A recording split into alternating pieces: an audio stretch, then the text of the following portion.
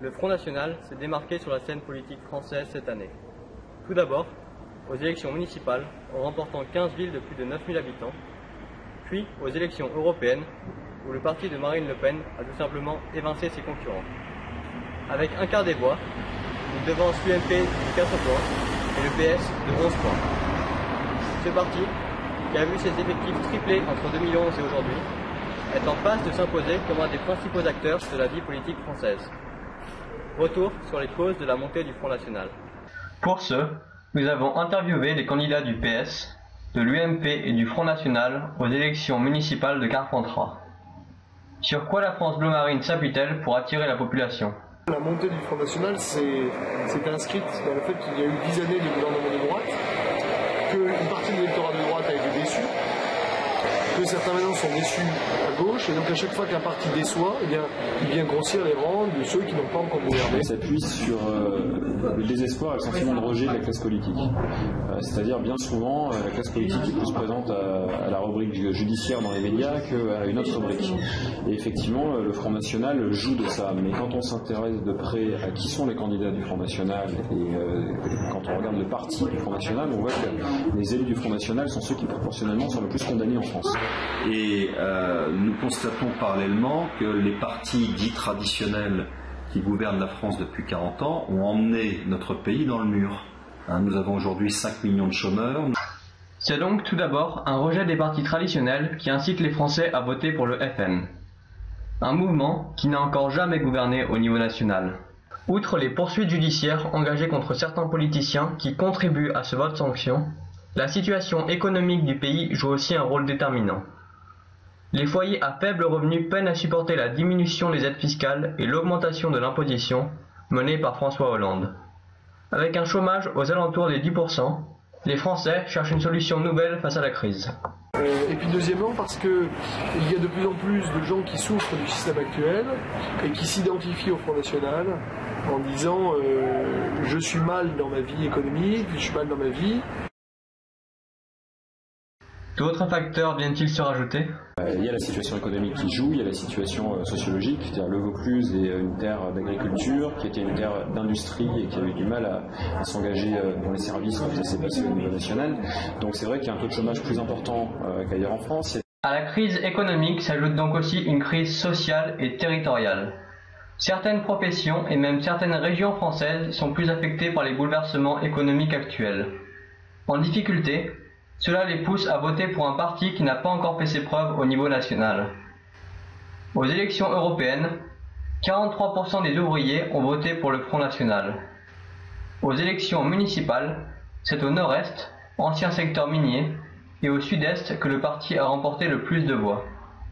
Deux phénomènes croisés également qui amènent les électeurs à se porter vers le Front National, c'est effectivement cette immigration massive, puisque nous avons à peu près chaque année 250 000 immigrés qui arrivent sur le sol national, et je parle de l'immigration régulière, c'est-à-dire des gens qui ont une autorisation administrative, je ne parle pas de cette partie immergée de l'iceberg que constitue l'immigration clandestine. Marine Le Pen puise donc son soutien de la peur qu'ont les Français de perdre leur identité.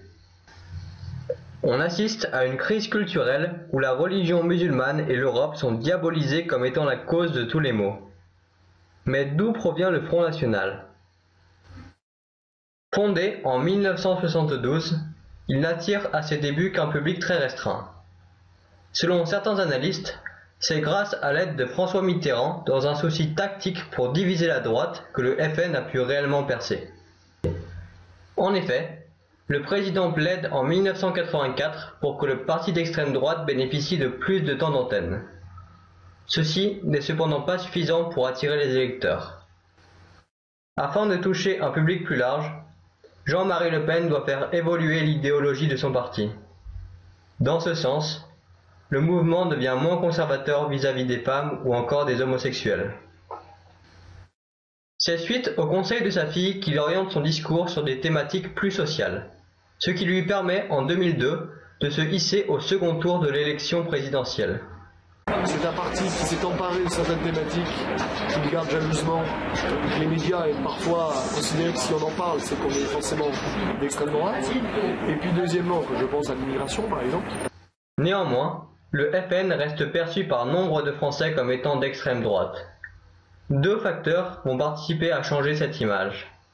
Tout d'abord, les campagnes présidentielles de Nicolas Sarkozy, où celui-ci va tenir un discours proche de celui de M. Le Pen pour rapatrier des voix. Ceci contribue donc à une normalisation de l'image du FN. Ensuite, le changement de direction du parti. Marine Le Pen remplace son père et par ce biais donne un nouveau visage au mouvement. Celui d'un parti plus jeune, plus moderne et surtout moins machiste. Nous vivons dans une période d'évolution technologique, économique et culturelle. La mondialisation a forcé les pays européens à s'unir pour rivaliser aux pays émergents. D'où la création de l'Europe et plus récemment de l'euro. N'étant pas encore stabilisés, ces projets novateurs sont facilement critiquables et servent de bouc émissaire au Parti conservateur. Le Front National joue sur la peur créée par les bouleversements actuels en incitant les Français à revenir aux valeurs traditionnelles. Le franc, le nationalisme ou encore l'isolationnisme. Le FN a changé la politique française de système bipartite à aujourd'hui tripartite. Néanmoins, le mouvement doit encore évoluer idéologiquement s'il veut gagner une élection présidentielle. En effet, il bénéficie à ce jour plus d'un vote de sanction que d'un vote d'adhésion. Cette montée en puissance est une mise en garde contre le PS et l'UMP qui devront prouver leur efficacité, sans quoi ils perdront trop de soutien.